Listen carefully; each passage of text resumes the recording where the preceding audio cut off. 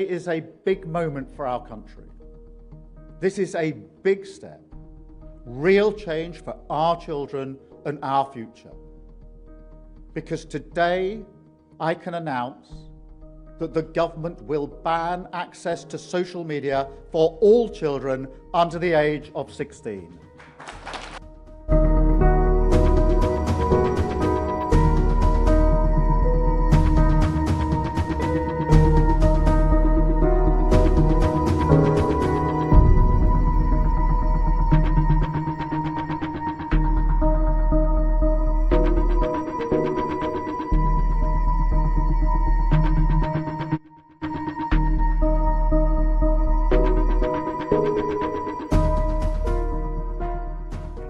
The Commission is pushing for a new measure, a measure to require that all social media users present their IDs before they can access social media sites.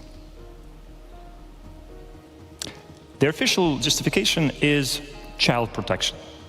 They want to ban social media services for everybody under 16, and for that, they need people to verify their age by presenting their ID.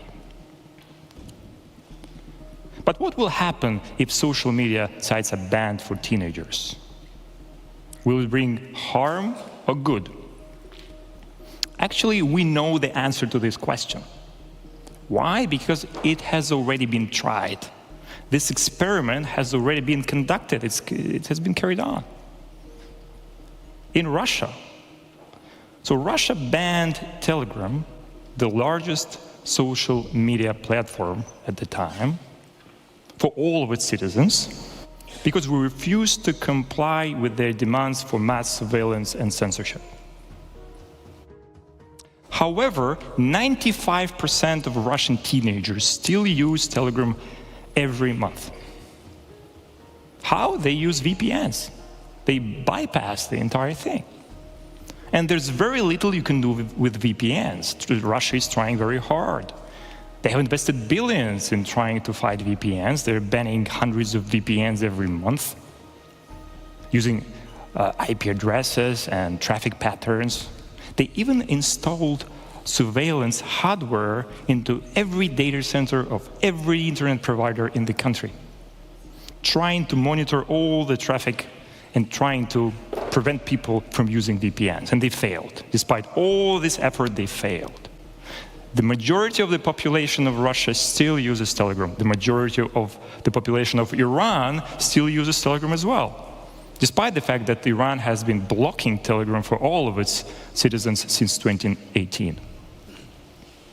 So we know exactly what happens when you ban social media for part of your population. They just switch to VPN. The problem is, once we force teenagers and children to use VPNs, all kind of nasty, illegal, fringe content gets unlocked for them. Certain websites that have been banned years ago all of a sudden become available again. So the children end up being in a larger danger than they're in now. And you can ask yourself, so if this policy is destined to fail, and obviously we see how it played out in other countries, why is the European Commission and the United Kingdom and Australia and Canada and some other countries are pushing for this measure?